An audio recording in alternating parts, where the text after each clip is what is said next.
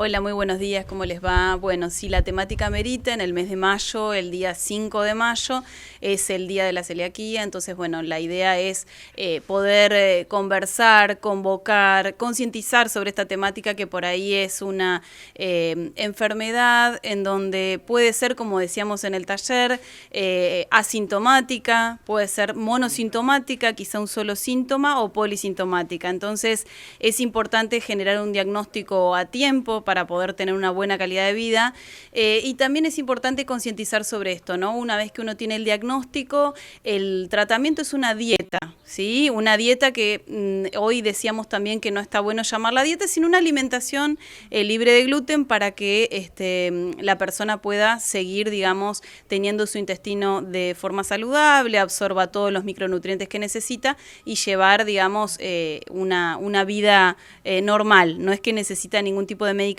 así que bueno, la idea de concientizar un poco es esto, ¿no? Dar a conocer signos, síntomas, el tratamiento, y bueno, también Danilo les va a contar un poquito, que es el nutricionista que está trabajando aquí en Loma Hermosa. Un placer, Danilo Aguet, saludarlo.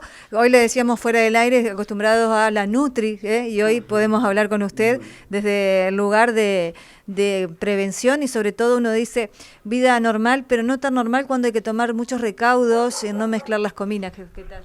Claro, buenos días. Particularmente el tema de la celiaquía, con el tema de los recaudos, hay que considerar que no solo hay que consumir alimentos libres de gluten, también hay alimentos que son aptos para celíacos, libres de gluten naturalmente.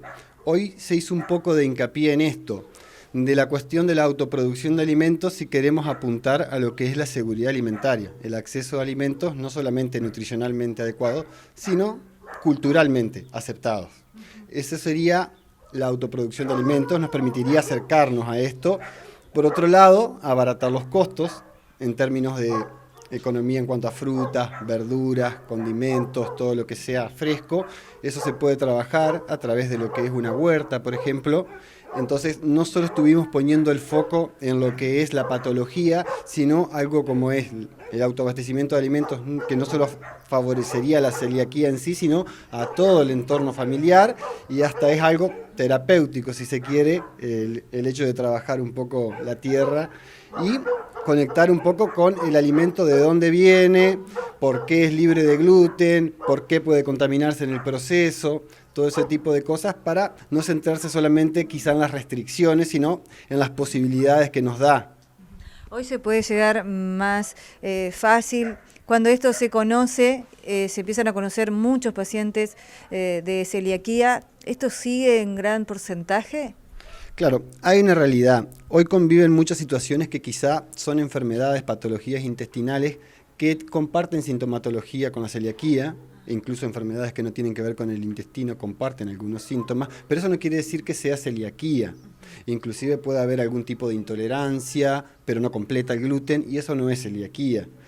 Lo que no quiere decir que el gluten no tenga que restringirse en esa dieta o moderarse, pero es muy distinto a una persona celíaca que no puede consumir ni siquiera una traza, o sea, sería una partícula muy pequeña. Siempre la clave en la alimentación. La clave es la alimentación, pero no solo para la celiaquía, para todas las patologías y sobre todo para las crónicas, no transmisibles como la diabetes, la hipertensión arterial, asociadas al sobrepeso y la obesidad. También hay que considerar que con estas patologías hay un correlato en lo que es genético, sobre todo con la diabetes, porque bueno, son enfermedades autoinmunes que se denomina, que el cuerpo agrede los propios órganos, en el caso de la celiaquía el intestino, en el caso de una diabetes tipo 1 el páncreas, pero el tema de la carga genética también hay que mencionarlo porque si no, no existiría la celiaquía como tal.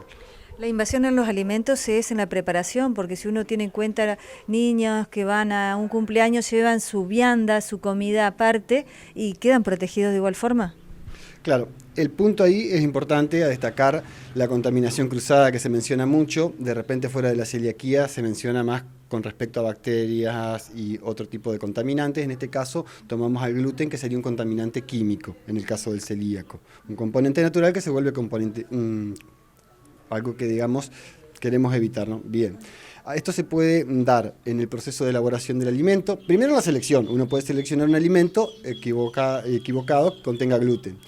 Luego, aunque uno seleccione alimentos sin gluten, en el preparado, por ejemplo, si utilicé una tabla de cortar donde preparé una preparación que tenía alimentos con TAC, y ahí mismo elaboro una Sintac, va a haber contaminación cruzada.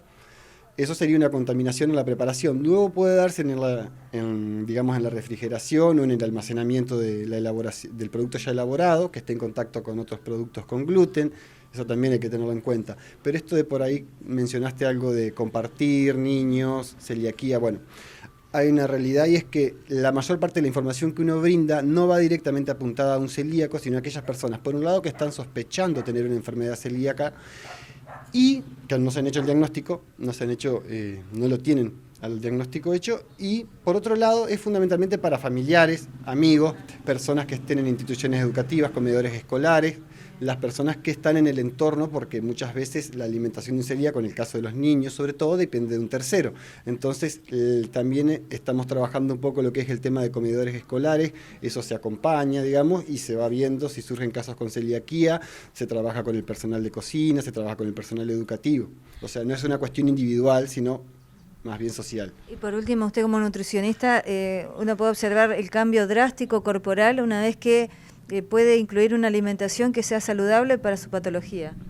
Digamos que cuando el daño es ya significativo de la mucosa intestinal, ya la persona tiene una dieta donde contiene gluten sin un diagnóstico, porque bueno, a veces uno no asocia, digamos, el malestar con celiaquía justamente, hasta que recibe asesoramiento.